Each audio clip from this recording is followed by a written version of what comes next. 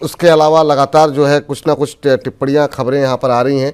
क्या वाकई में सर क्या करना चाहिए? एक मन ये कहता है कि सस्ता शेयर है और सिंगल डिजिट के आसपास आता है तो ख़रीद करके रख लो, जब भी रिकवरी आएगी कुछ एक्सपेंशन प्लान होगा तो हो सकता है कि दोबारा 15, 16, 17 रुपए तक जाता हुआ दिखाई देगा।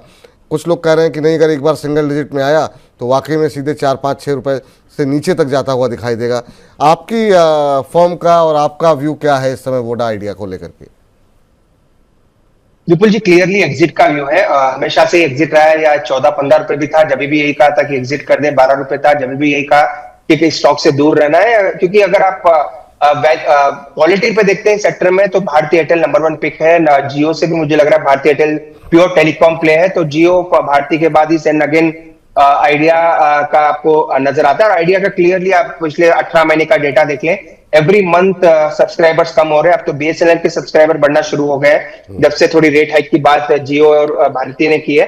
तो कोई दिक्कत, कोई बड़ी पॉजिटिविटी नजर नहीं आ रही, सब जगह दिक्कत ही है। एजीआर का 30-35 हजार करोड़ का जो जिससे उम्मीद थी कि वो एक इनके फेवर में आएगा, वो भी फेवर में नहीं आया। सेकंड, ये कैपेक्स का प्लान कर रहे हैं। कैपेक्स तो करेंगे, उसमें पैसा लगेगा। अगेन जो पैसा देना है, ऑलरेडी डेट है, वो भी एक दिन को ऑलरेडी देना है। तो एक ही चीज है जो इसको बचा सकती है, कैपिटल इन्फ्ल्यूजन अगर होता है किसी भी वजह से, चाहे वो गवर्नमेंट की तरफ से रहे या फिर प्रमोटर की तरफ रहे या वोडाफोन की तरफ से रहे, अगर पैसा आता है तभी ये कंपनी सर्वाइव कर पाएगी। नो डाउट एक बड़े ग्रुप से आता है, और रिसेंटली बिरला जी ने 12-12.5 के आसपास थोड़ा स्टेक भी बाई किया है। स्टेक कोई बड़ा नहीं है, पर थोड़ा बहुत स्टेक उन्होंने आइडिया में बाई किया है, तो वो एक पॉजिटिविटी की वजह से स्टॉक में मोमेंटम भी नजर आया था।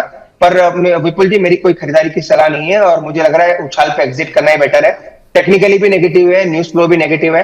अगर चढ़ता भी है टेलीकॉम सेक्टर, तो मुझे लग रहा है भारतीय जियो एक बेटर प्ले रहेगा। और इसका जो सपोर्ट है 9.5 के आसपास है, 9-10 से 9.5, अगर वो ब्रीच होता है तो बड़ी गिरावट स्टॉक में देखने को मिल सकती है।